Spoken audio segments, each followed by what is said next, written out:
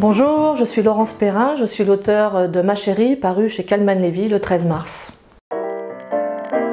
Alors le XXe siècle, et quand on fait des recherches, est particulièrement intéressant parce qu'on a des témoignages visuels, on a des images, on a des journaux, on a la musique, et donc c'est pour ça que j'aime bien parler du XXe siècle pour pouvoir me replonger quand je fais des recherches dans des événements auxquels j'ai pu aussi moi-même assister quand j'étais plus jeune.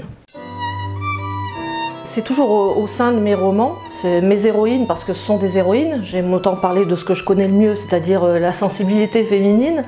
Mes héroïnes se construisent toujours avec une rencontre déterminante dans leur vie. Donc dans Ma chérie, mon héroïne, on est en 1963 pendant la ségrégation, et mon héroïne va rencontrer un homme noir. Elle a été préservée de tout ce qui était racisme dans le petit monde doré dans lequel elle vivait jusque-là. Et c'est cette rencontre, justement, qui va être déterminante pour elle et lui faire prendre conscience du monde qui l'entoure. Alors il y a toujours un changement dans mes romans. D'une manière personnelle, je suis assez fascinée, j'ai toujours été fascinée par les gens qui changeaient de vie. Je l'ai fait moi-même, mais je trouve que l'histoire, par exemple, du banquier qui décide d'aller ouvrir un petit resto sur une île déserte, ça me fascine. Là, c'est un petit peu aussi cet esprit-là dans Ma chérie. On est dans l'histoire d'une femme qui a tout, qui vit à Miami, à Coral Gables, le quartier le plus chic de Miami, et qui va tout perdre, cette femme. Et donc, en perdant tout, elle va se découvrir elle-même, d'où le changement de personnalité, de vie, de tout. Liberté, liberté ma chérie. Donc liberté, oui, c'est dans tous mes romans aussi, c'est la recherche de tout le monde, de toute façon, qu'on soit femme ou homme.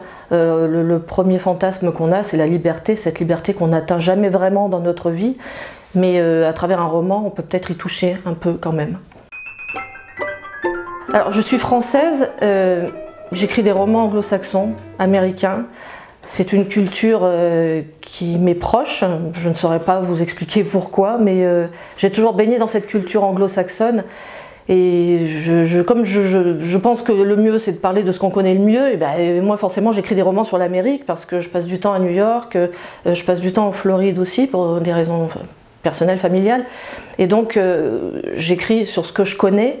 Et je connais bien l'Amérique. Et l'autre raison aussi, pourquoi l'Amérique, je trouve que l'Amérique c'est une loupe un peu sur le monde. C'est-à-dire qu'ils font tout trop et ils font tout en avance.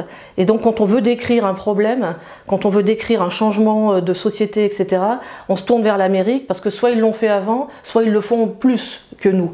Et voilà, c'est le phénomène de loupe, c'est l'Amérique.